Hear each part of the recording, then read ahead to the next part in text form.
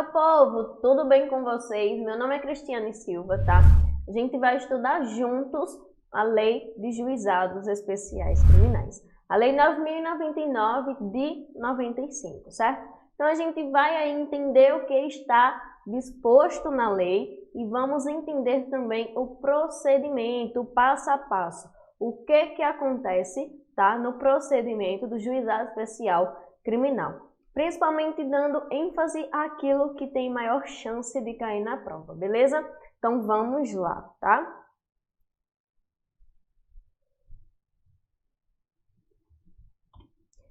Aqui, ó, nós trazemos, tá? A previsão do juizado lá no artigo 394 do Código de Processo Penal. Então, embora o procedimento, né, tenha o nome Juizado Especial Criminal, ele não é um procedimento especial. Aí você pode dizer, peraí, professora, que confusão é essa?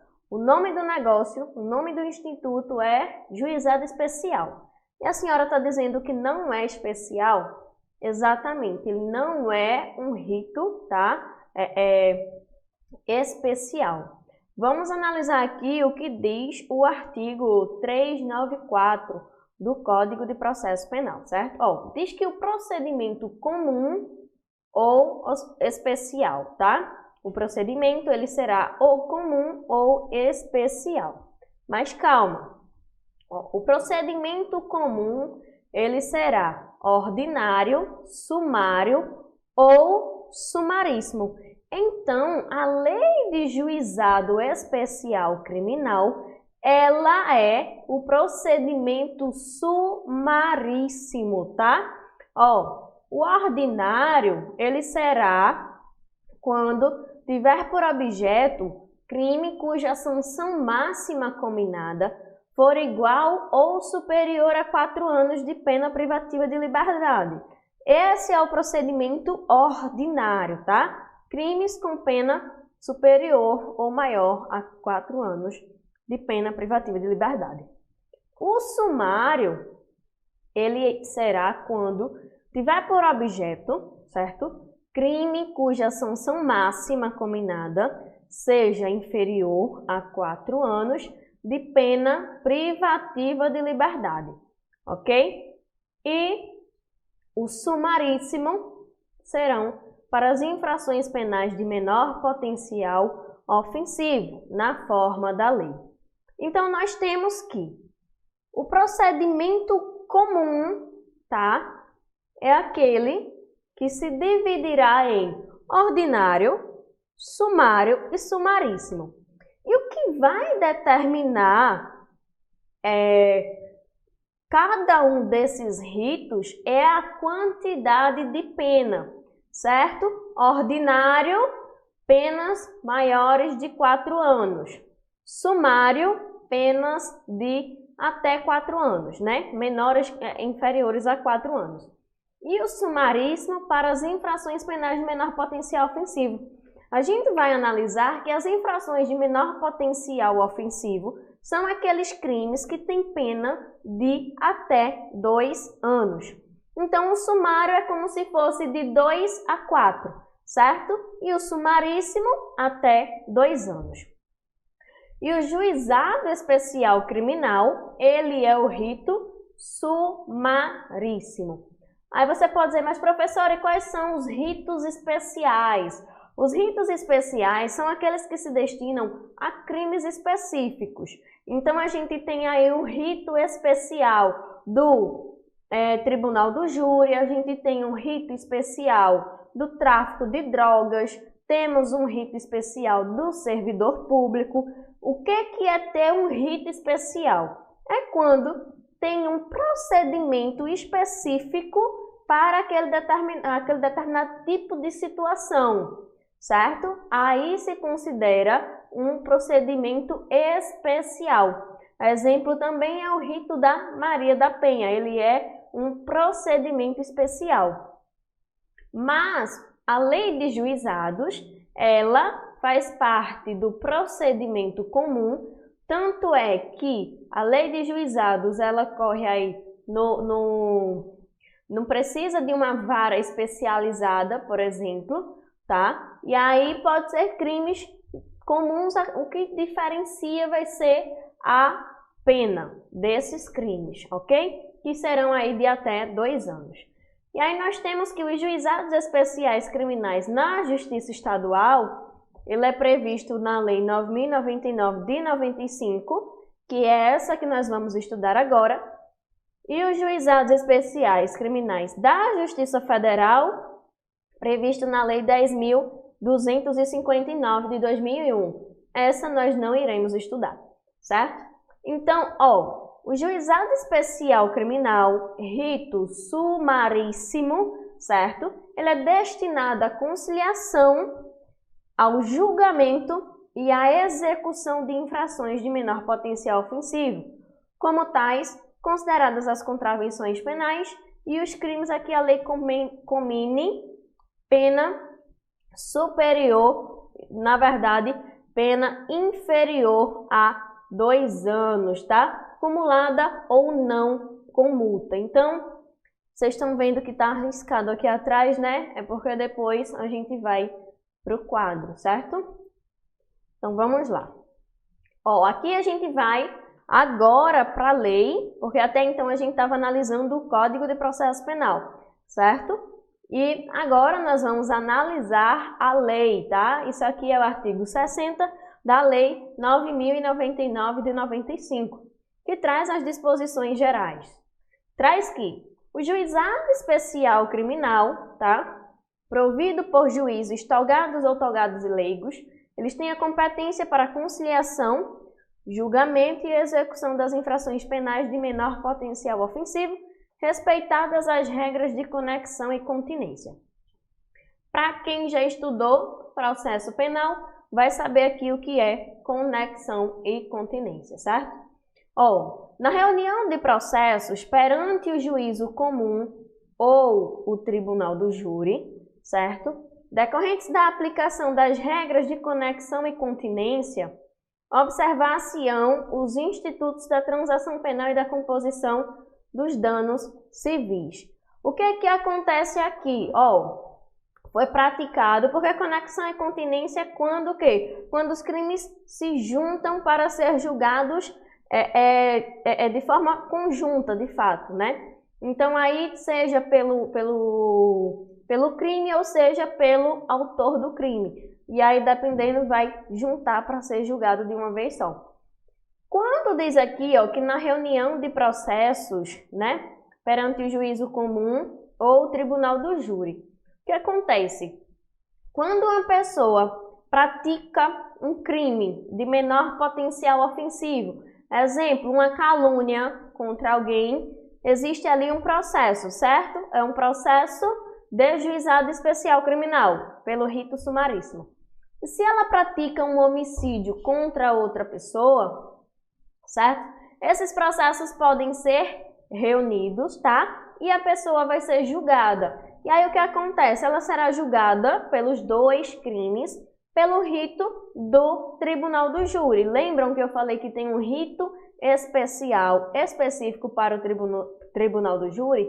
Pois então, a competência do tribunal do júri, ela absorve, tá, a competência do juizado especial. Então, isso acontece também quando for outro crime, tá? Perante o juízo comum. O juízo comum pode ser qualquer crime. Vamos ver aí, por exemplo, o caso do furto, tá? Então, um furto que é do procedimento comum, e aí, dependendo da pena, vai ser do procedimento comum, ordinário ou sumário, ele vai absorver a infração de menor potencial ofensivo e serão julgados juntos.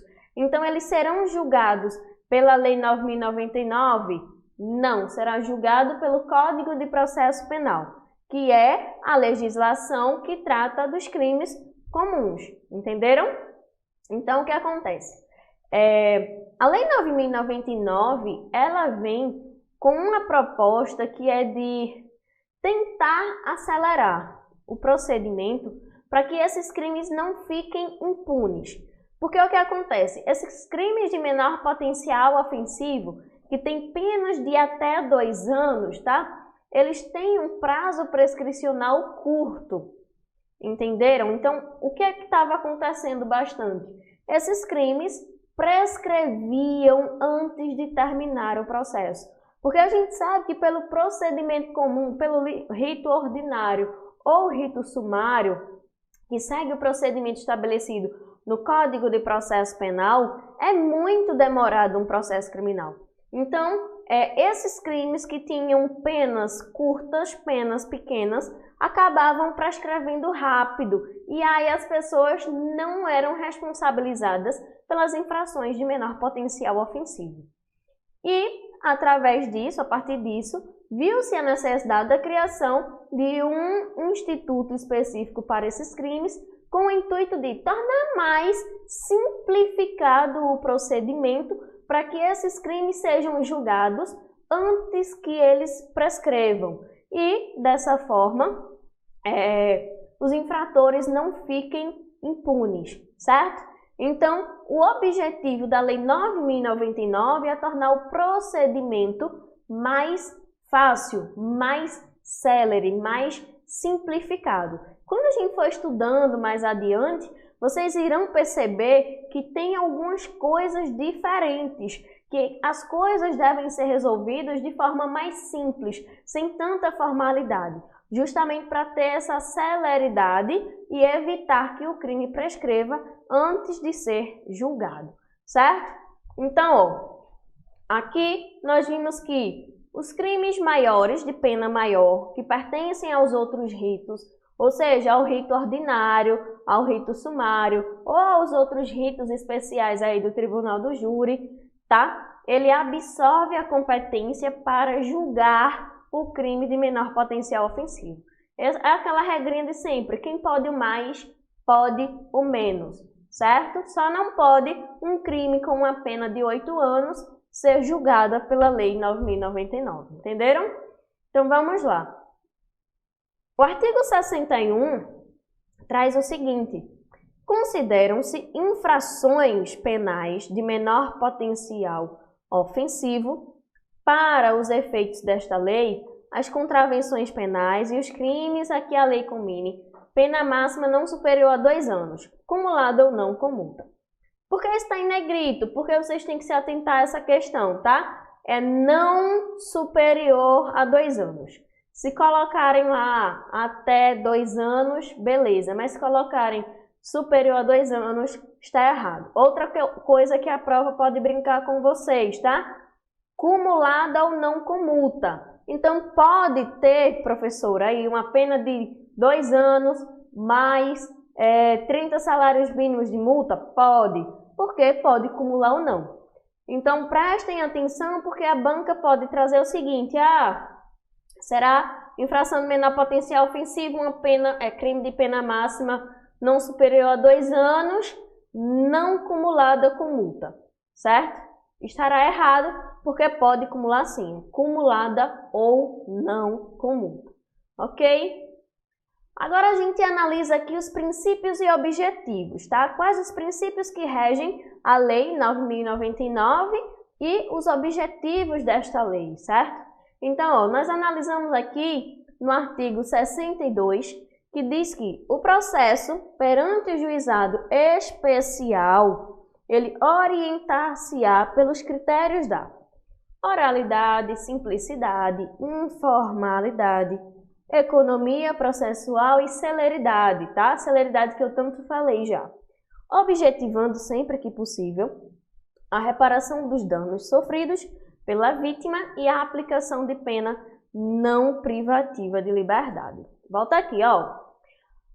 Esses princípios são os princípios que eu falei que seria para tornar o processo mais simplificado, certo? Então, a oralidade aqui, por exemplo, não tem a necessidade de ter tudo digitado, de ter tudo formalizado, tudo assinado. A maior parte dos atos processuais nesse rito processual, ele ocorrerá de forma oral mesmo, tá? Ó, os atos processuais, sempre que possível, serão oralmente, sendo reduzidos a termo, mas em sua maior parte ele irá ocorrerá de forma oral, como por exemplo aí o oferecimento da denúncia, que o Ministério Público já pode oferecer de forma oral, tá? A defesa já pode ser de forma oral, não precisa de tanta formalidade.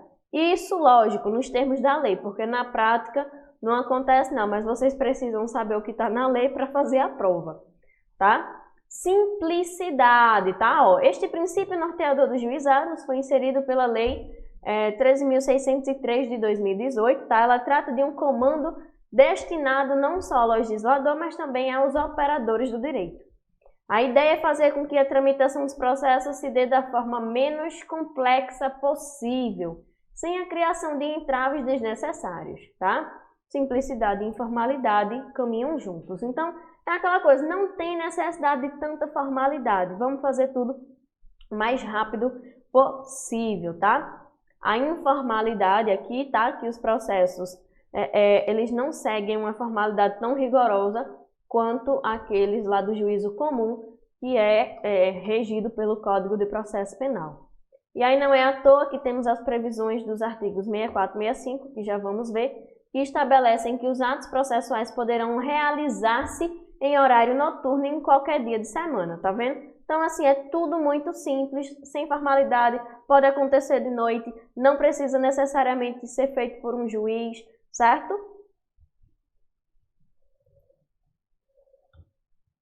Aqui, ó, o princípio da economia processual. Deve-se buscar sempre a máxima efetividade dos atos processuais, tá? Concentrando-os de forma a garantir a economia do processo, ou seja, a maior eficiência possível com o menor gasto de tempo e dinheiro do poder público. O poder público não quer gastar mão de obra do judiciário com crimes de menor potencial ofensivo. Por isso, tudo tem que ser resolvido o mais rápido possível.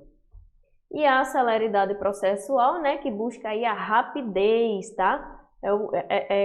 Tenta-se realmente buscar a solução mais rápido possível, aí com a oferta de acordos, ressarcimento de dano. Eles tentam resolver da forma mais simplificada e mais rápida possível. Já os objetivos são a reparação dos danos sofridos pela vítima, que é uma forma ali de, através de remuneração, de indenização, de já encerrar o processo e acabar ali, né, que é chamada composição dos danos civis, ou, né, ela se objetiva aí sempre com a reparação do dano causado ao infrator. Se for um dano material, ressarcir aquele dano material. Se for aí um crime contra a honra, por exemplo, que são os principais, os queridinhos aí da lei dos juizados, aí vai ser uma indenização por dano moral, certo? Já a aplicação de pena não privativa de liberdade, exatamente, tá? Os crimes de penas de até 2 anos de pena privativa de liberdade, embora tenha a previsão lá de pena privativa de liberdade, as pessoas não serão presas, tá? Para cumprir essa pena. Até porque nós temos alguns institutos despenalizadores, alguns benefícios penais que irão substituir essa pena privativa de liberdade. E aí será, por exemplo, uma substituição da pena privativa de liberdade por restritiva de direitos, ou uma suspensão condicional do processo, ou uma suspensão condicional da pena, certo? Então, a aplicação de pena não privativa de liberdade e a substituição por alguns outros institutos, por alguns benefícios penais, certo? Agora a gente vai tratar da competência e dos atos processuais, certo? Ó, artigo 63, ele traz que a competência do juizado será determinada pelo lugar em que foi praticada a infração. Então, quem já estudou processo penal aqui vai saber da questão aí da competência, como será fixada a competência. E a competência, na lei de juizados, ela será fixada no lugar onde foi praticada a infração penal, certo? Então, se a infração foi praticada no domicílio da vítima, correrá a lei. Se for no domicílio do autor, será no domicílio do autor. Se for em um outro lugar, que não é nem domicílio da vítima, nem domicílio do autor, mas será lá, porque a competência é fixada pelo lugar em que foi praticada a infração penal, certo? Determinadas infrações não se submetem ao rito dos juizados especiais, ainda que tenham pena máxima não superior a 2 anos, tá? Alguns crimes, a regra é crimes com a pena máxima de até 2 anos, cumulada ou não com multa, tá? Será submetido ao rito dos juizados especiais. Mas nós temos algumas exceções, ou seja, crime com pena máxima não superior a 2 anos, mas que não serão pelo rito dos juizados especiais. Aqui nós temos os crimes militares, que não serão pelo rito, tá? Não importa qual a pena, se é menor que 2 anos ou não, não se aplica o rito sumário dos juizados especiais nos crimes militares. E os crimes ou contravenções que envolvam violência doméstica e familiar contra a mulher. Quando se estuda lá as leis, tá? Legislações extravagantes, algumas não permitem a aplicação da Lei 9.099 justamente por esses institutos despenalizadores ou os benefícios penais que a lei concede. Por exemplo, na Lei Maria da Penha não se pode pagar prestação pecuniária, não pode substituir por prestação de serviços. E isso é justamente a proposta da Lei 9.099, certo?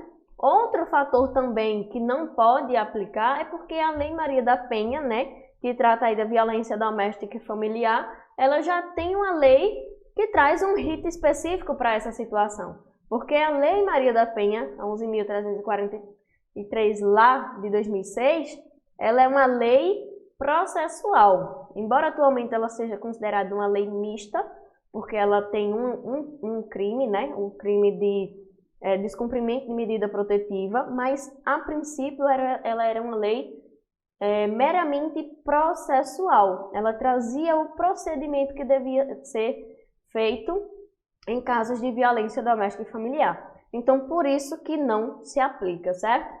Em se tratando de violência doméstica e familiar contra a mulher, o STF e o STJ entendem que também não se aplica o rito dos juizados especiais criminais. Então, tanto o STF quanto o STJ já entenderam que não se aplica justamente por essas questões que eu falei anteriormente, tá? A Lei Maria da Penha não permite que a pena seja substituída por benefícios penais, que é aí no caso a troca da privativa de liberdade por restritivas de direito ou pagamento em pecúnia.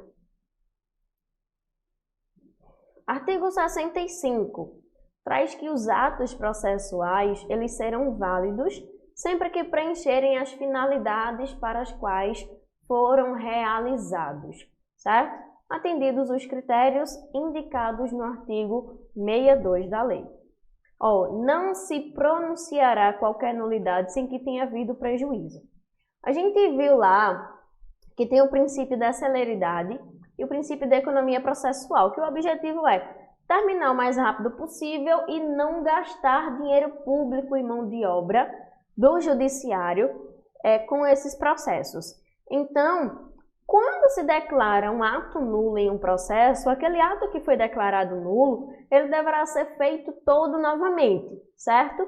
Então, no juizado, se o objetivo é celeridade e economia, então, se não for comprovado esse prejuízo, não há o porquê de declarar a nulidade, certo? Então, não se pronunciará qualquer nulidade sem que tenha havido prejuízo, certo? O parágrafo 2º traz que a prática de atos processuais em outras comarcas, elas podem ser solicitada por qualquer meio hábil de comunicação, certo? E aí o parágrafo 3º, ele já traz que serão objeto de registro exclusivamente os atos havidos por essenciais.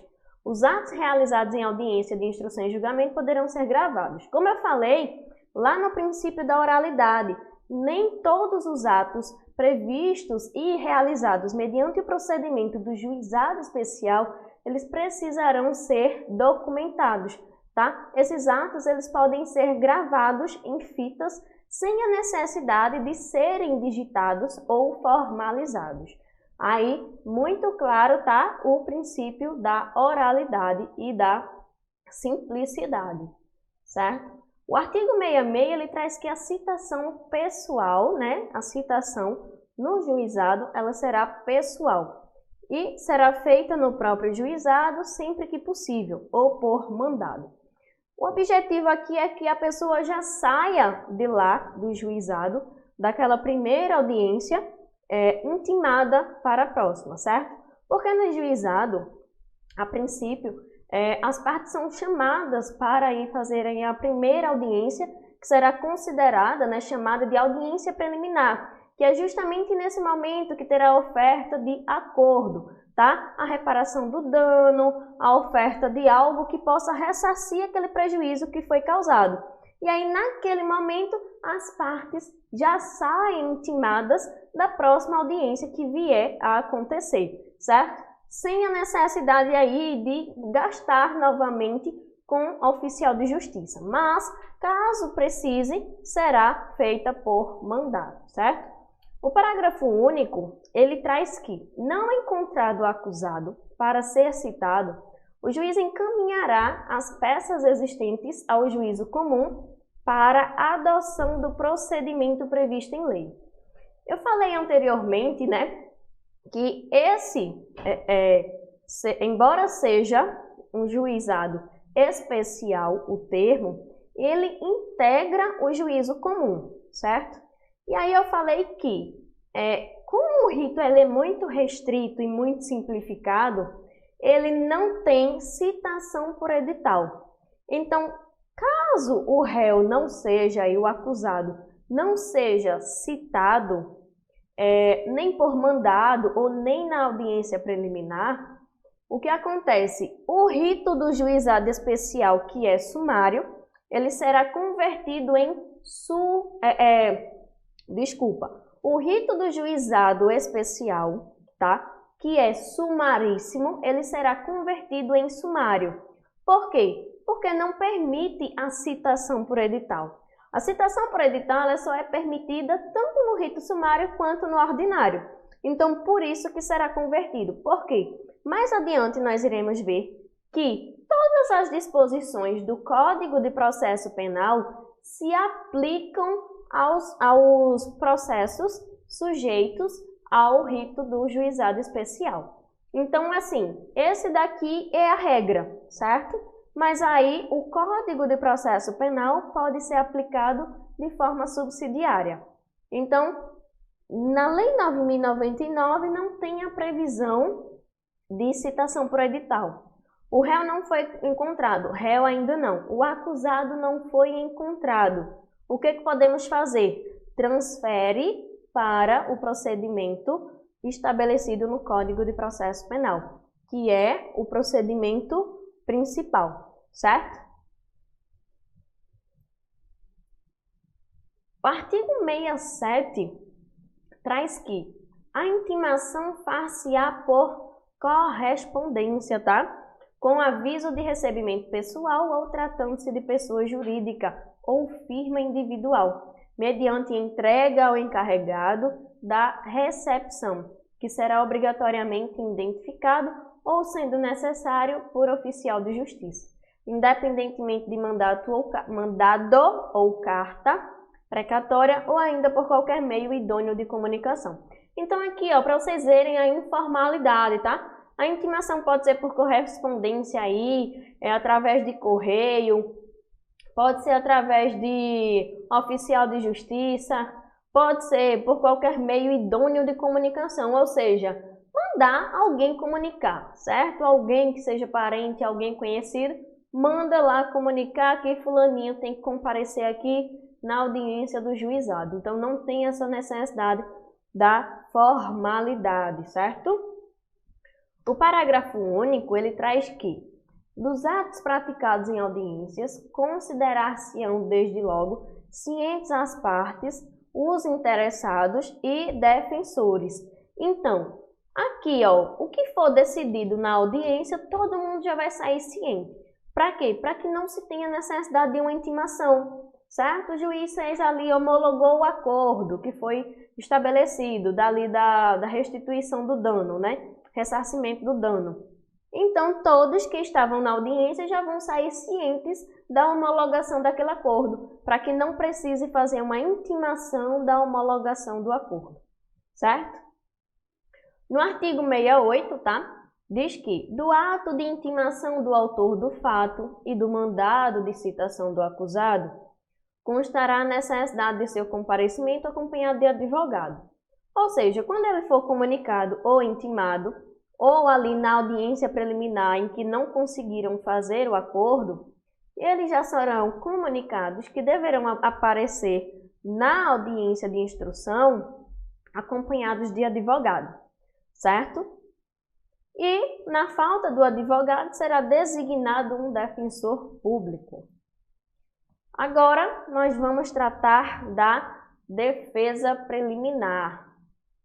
A autoridade policial que tomar conhecimento, tá, da ocorrência, ela lavrará o termo circunstanciado e o encaminhará imediatamente ao juizado, certo?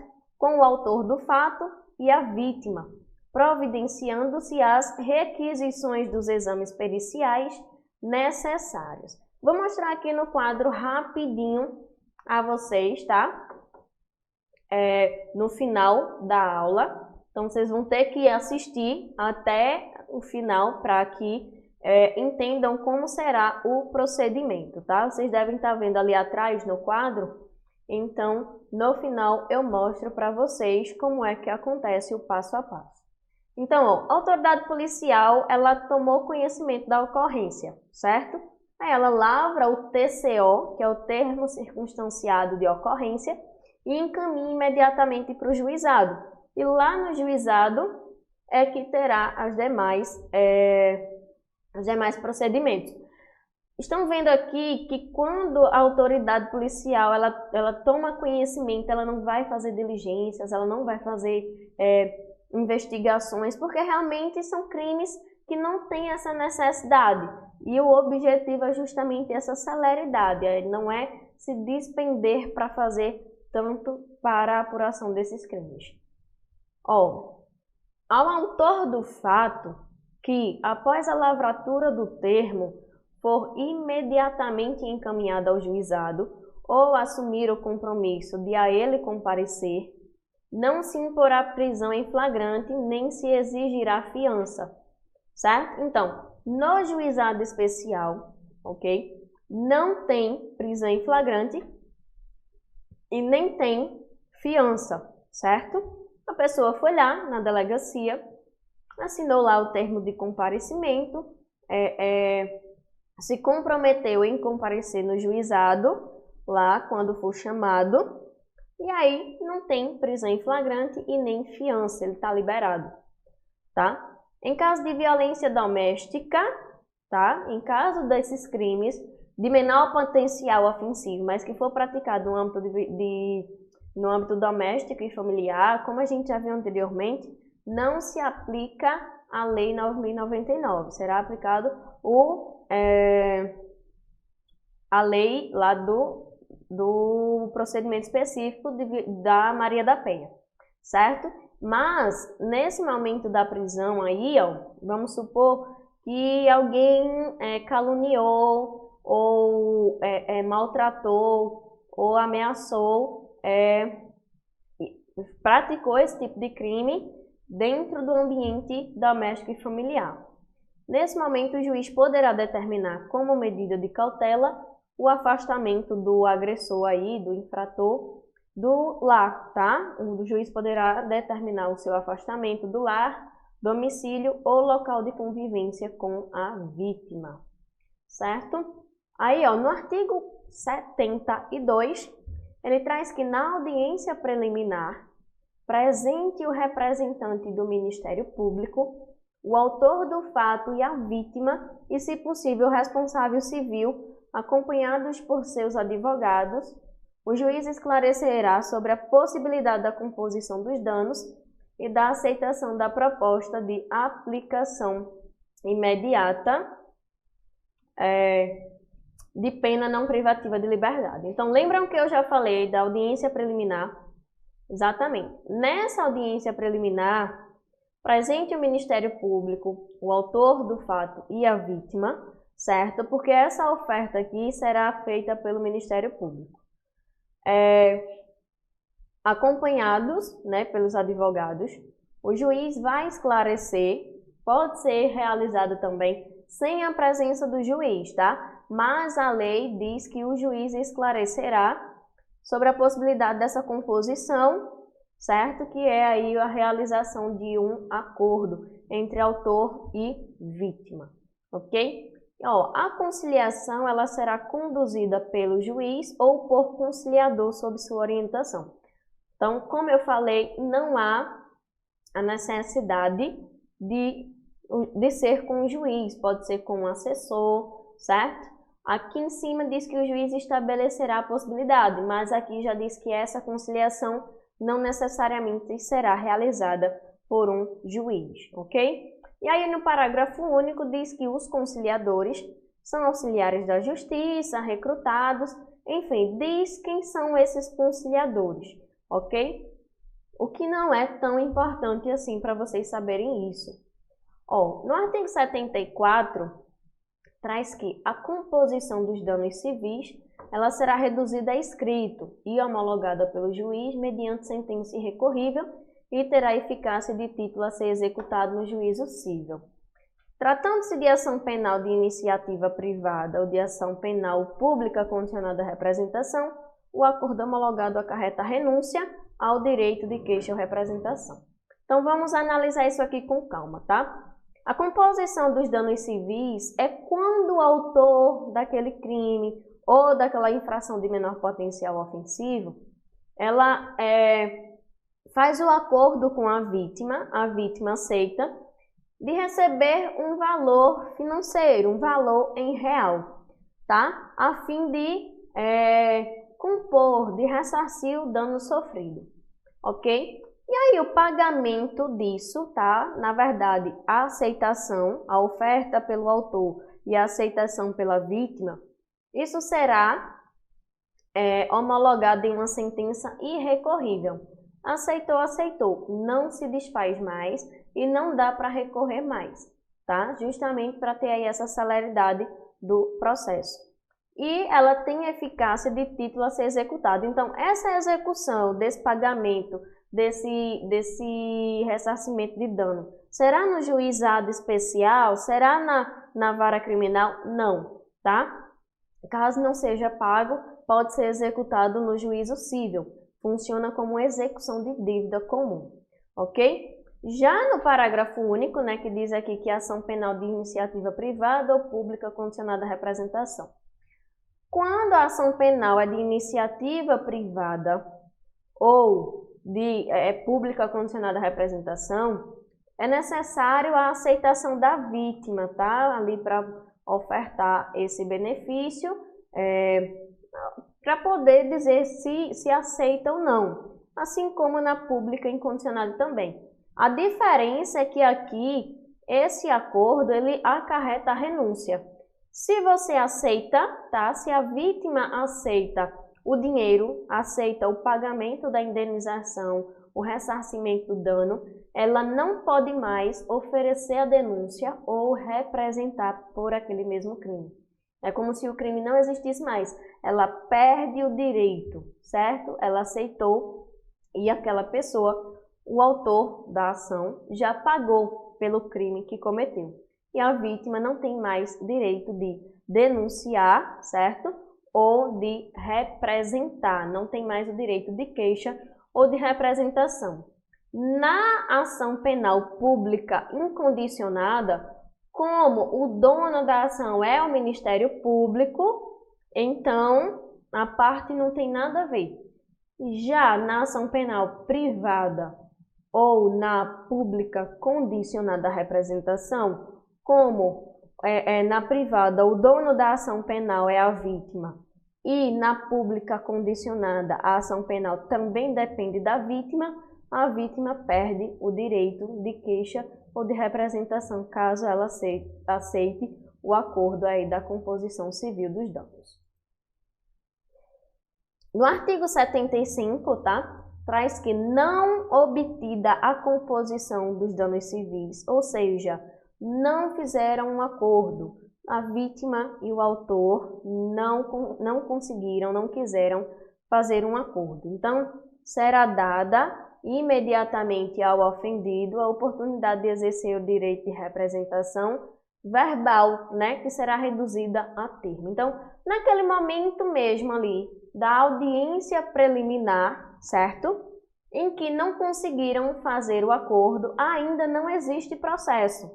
Se o crime for de ação penal privada, a parte pode ali naquele momento já fazer a queixa. E se for de ação penal pública condicionada, a vítima ali pode fazer sua representação, já na audiência preliminar. Ou ela pode também desistir do processo, certo?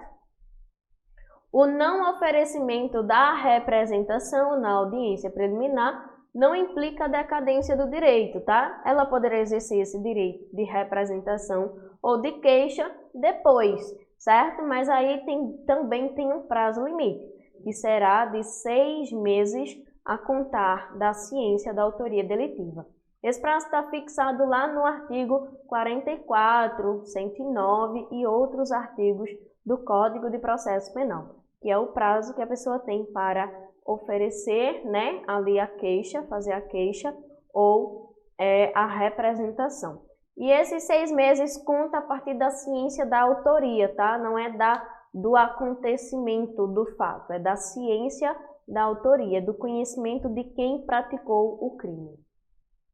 Havendo a representação ou tratando-se de ação penal pública incondicionada, em que o dono da ação é o Ministério Público, não sendo o caso de arquivamento, o Ministério Público poderá propor a aplicação imediata de pena restritiva de direitos ou multas, né, a ser especificada na proposta. Então é o seguinte,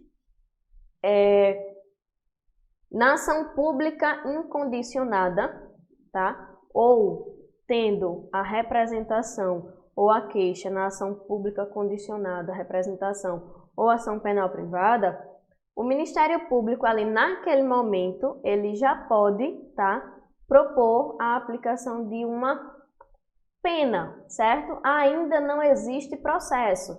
Essa é a fase pré-processual.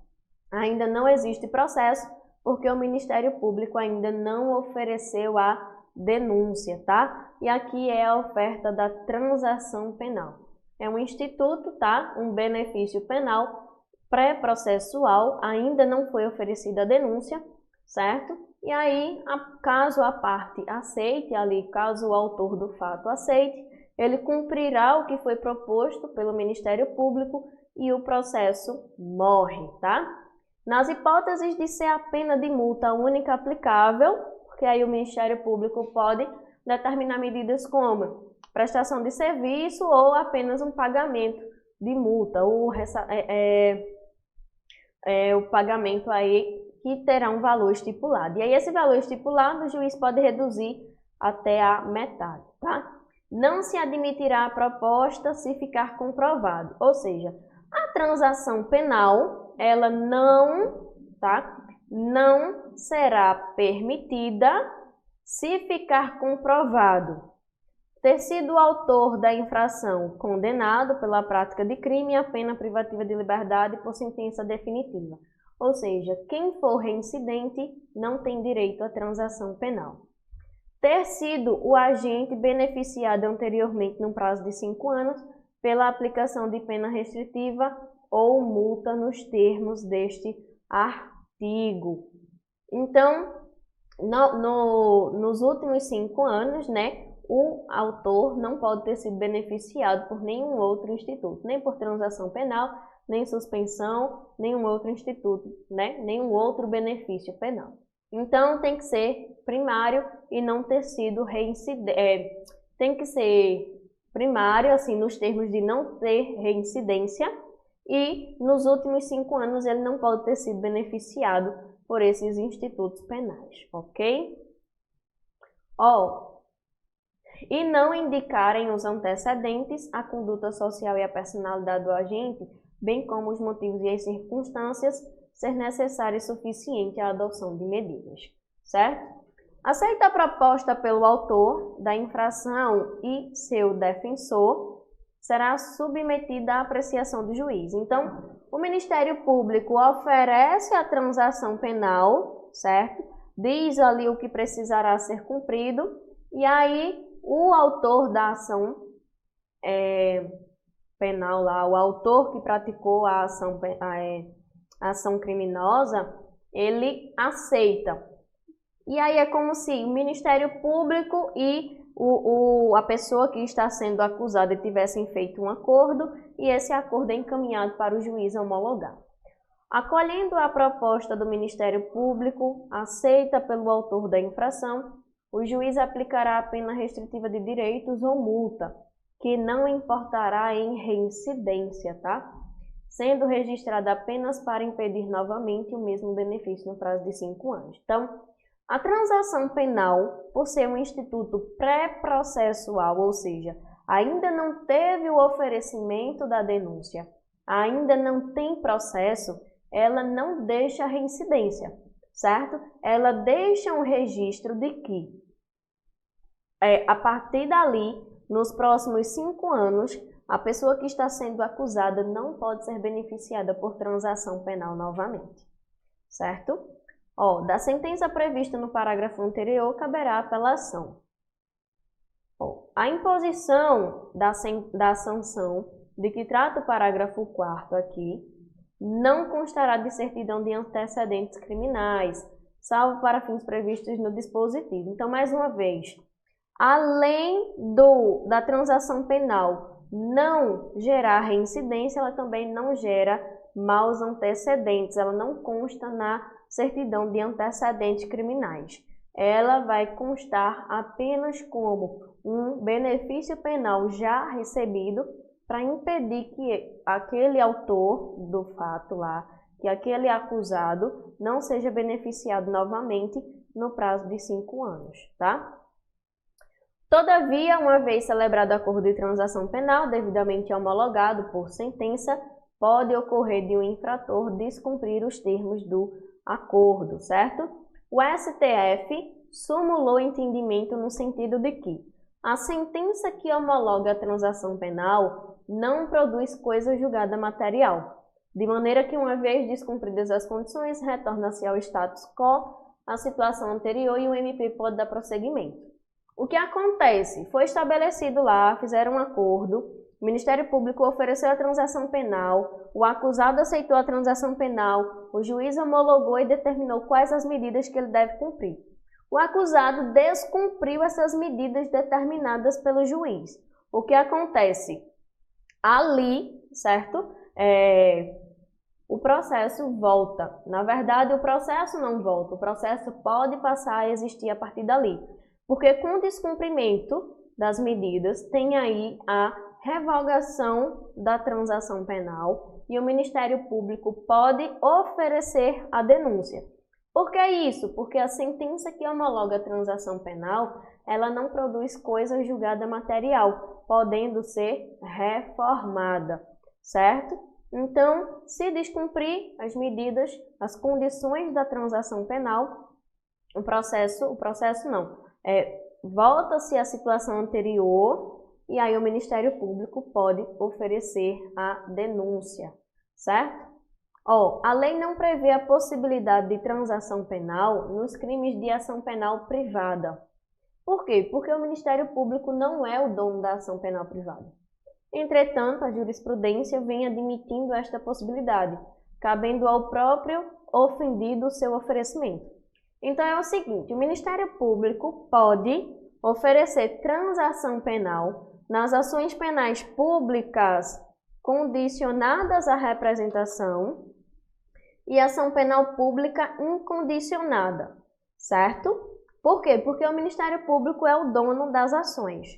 Mas nas ações penais privadas, o Ministério Público não tem autonomia. Por quê? Porque ele não é o dono da ação penal. Então, a transação penal pode ser ofertada na ação penal privada, mas ela será ofertada pelo ofendido, tá? Ou seja, pela vítima.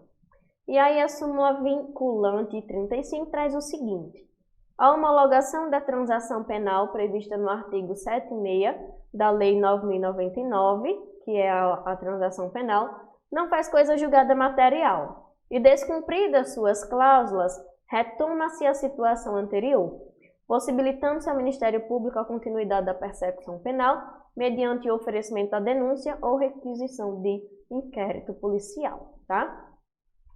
É isso, minha gente. A primeira parte da Lei de Juizado Especial já foi, tá? Eu sei que é bem denso, mas é necessário, tá? A gente volta na próxima aula para dar continuidade aí aos estudos da Lei de Juizados. Beleza?